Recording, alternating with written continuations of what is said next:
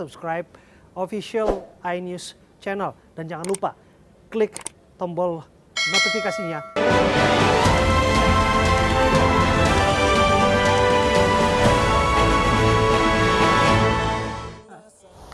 Pasca sejumlah makam jenazah COVID-19 di kota Parepare, Sulawesi Selatan dibongkar orang tak dikenal, sejumlah warga mendatangi pemakaman COVID-19 memastikan makam mendiang kerabatnya aman.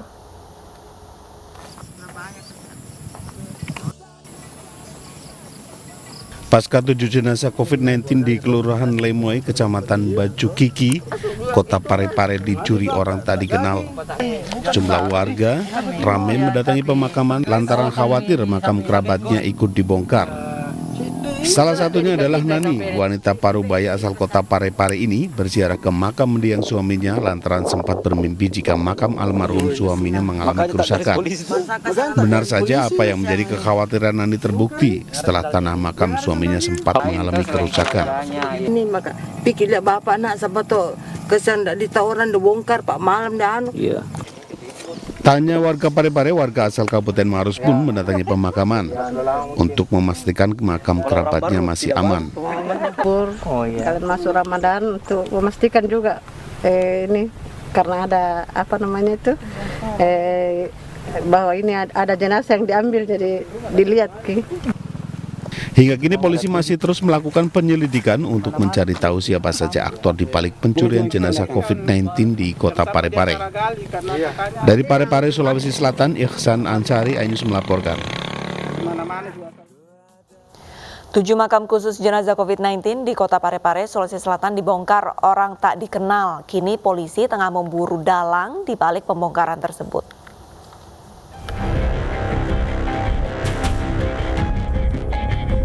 Sejumlah warga yang berziarah ke TPU Bilalange, Kota Parepare, Sulawesi Selatan terkejut mendapati 7 makam dalam keadaan dibongkar. Beberapa peti makam bahkan dirusak. Di salah satu makam ditemukan sepasang sandal yang diduga milik pembongkar makam. Kami tidak tahu itu siapa yang ambil jenazah. Jadi yang saya mau tahu itu yang mengambil jenazah siapa. Apa pihak keluarga atau apa, dan apa boleh. Kalau memang boleh, kenapa tidak dari awal dikasih saja sama pihak keluarga, nanti pihak keluarga yang makamkan. Daripada begini sudah dikubur, terus digali lagi kembali, diambil lagi. Pasca kejadian ini, Satgas Penanganan COVID-19 Parepare terpaksa membongkar makam yang dirusak untuk memastikan keberadaan mayat di dalam liang lahat. Dari 3 makam yang sudah dibongkar, peti jenazah kosong, tak lagi berisikan jenazah pasien COVID-19. Ada 3 digali untuk memastikan bahwa apakah ini benar-benar tidak ada mayatnya. Alhasilnya mayatnya tidak ada. Jadi totalnya Pak 3. Usai temuan makam yang terbongkar pada Jumat lalu, aparat Satreskrim Polres Parepare memasang garis polisi. Hingga kini polisi masih menyelidiki dalang di balik pembongkaran makam khusus jenazah pasien COVID-19. Dari Parepare, Sulawesi Selatan, Ihsan Ansari, iNews melaporkan. Pemirsa, ribuan lansia menjalani vaksinasi di sentra vaksinasi BUMN di kawasan Istora Senayan, Jakarta. Dalam satu hari, BUMN menargetkan 5.000 vaksin untuk disuntikan.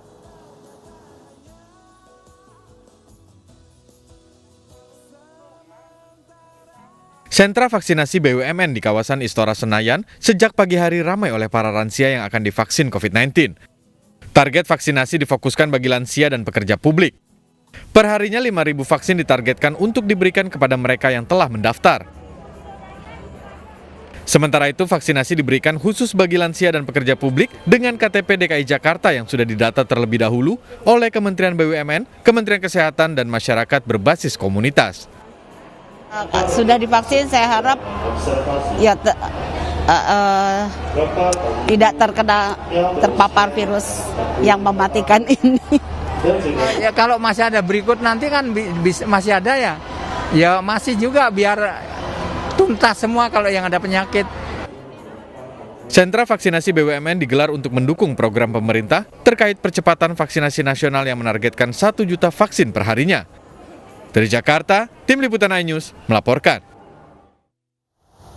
Sementara itu pemirsa, Wakil Gubernur NTB terkonfirmasi positif COVID-19 beserta suami dan 7 anggota keluarganya. Wagub NTB dinyatakan positif setelah 2 kali divaksinasi COVID-19. Meski telah divaksin 2 kali pada tanggal 14 dan 28 Januari lalu, Wakil Gubernur NTB beserta suami dan sejumlah anggota keluarganya terkonfirmasi positif COVID-19.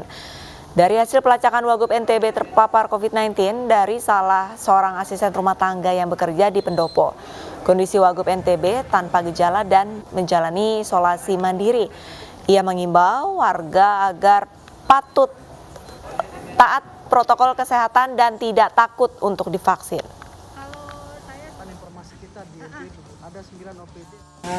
Saya didiagnosis COVID-19 dengan kategori OTG atau orang tanpa gejala. Saya tetap bisa produktif, bekerja dari rumah, dan sangat bersyukur saya sudah mendapatkan vaksin 2 kali, sehingga imunitas tubuh saya menjadi lebih baik. Dengan divaksin tidak berarti kita tidak bisa kena COVID, tetapi tentunya imunitas tubuh kita jauh lebih baik.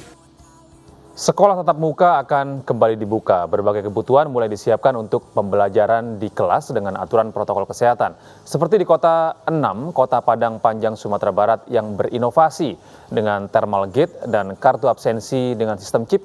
Seperti apa inovasi yang memberikan kenyamanan saat belajar mengajar di tengah pandemi ini? Berikut liputannya.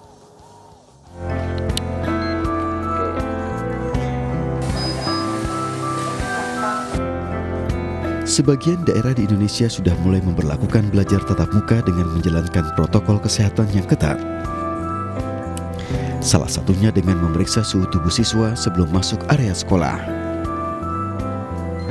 Pengecekan suhu tubuh ini menjadi salah satu upaya mencegah penyebaran virus corona. Di SMP Negeri 6 Kota Padang Panjang, pemeriksaan suhu tubuh menggunakan thermal gate yang diletakkan di gerbang sekolah. Thermal gate ini menjadi solusi menghindari antrian siswa saat pemeriksaan suhu tubuh. Sebenarnya sangat efektif dibandingkan dengan termogan. Kalau termogan itu kan agak beberapa detik ya baru bisa. Kalau ini enggak, dia kita hanya sensor tangan saja. Sensor tangan, sebentar tik langsung ketahuan. Kemudian di situ juga bisa dilihat. Kalau termogan kan cuma ukur suhu saja. Yeah. Kalau thermal gate enggak. Kalau umpamanya panas, anak demam sama yang lain-lain di atas 37, itu nanti akan bunyi langsung sensornya. Setelah cek suhu tubuh, siswa absen dengan menggunakan kartu elektronik. Selain untuk penanda kehadiran siswa, kartu elektronik ini sekaligus sebagai kartu pelajar dan kartu pustaka. Cukup mendekatkan kartu ke alat sensor, kehadiran siswa sudah terdata. Untuk absensi kita supaya tidak ada sentuhan sama yang lain-lain, kita ada pakai kartu itu kartu pelajar ya. Iya, termasuk di dalam situ satu include seluruhnya.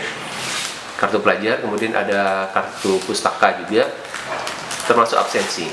Nah, termasuk absensi. Sehingga anak-anak hanya pakai sensor saja, mendekatkan kartunya ke alat tersebut. Setelah itu nanti anak-anak sudah terdeteksi hadirnya atau bagaimananya, sehingga kita mengurangi sentuhan dengan benda. Nah, itu diletakkan nanti di gerbang. Penggunaan thermal gate dan kartu elektronik di SMP Negeri 6 Padang Panjang sudah berlaku sejak pertengahan semester lalu. Jelang pemberlakuan sekolah tatap muka, sekolah dituntut berinovasi dan memberi kenyamanan dalam kegiatan belajar mengajar. Dari Padang Panjang, Sumatera Barat, Agung Sulistyo, iNews melaporkan. Sekolah tatap muka sudah berlangsung di Banyuwangi, Jawa Timur. Proses belajar hanya berlangsung selama 3 jam dengan kapasitas maksimal 30%.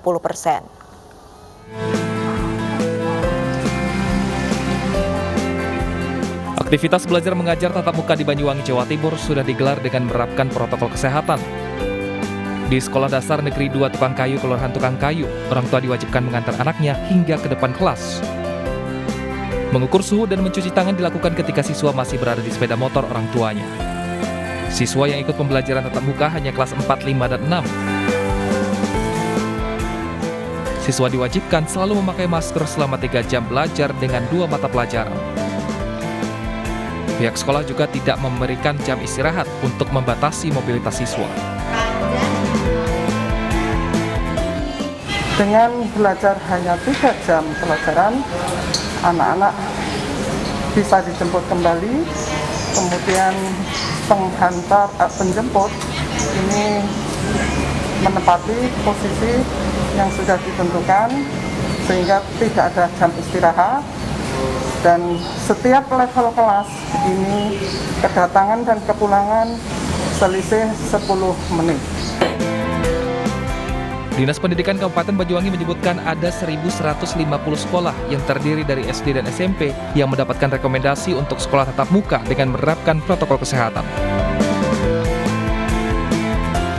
Dari Banyuwangi, Jawa Timur, Eris Utomo, iNews melaporkan.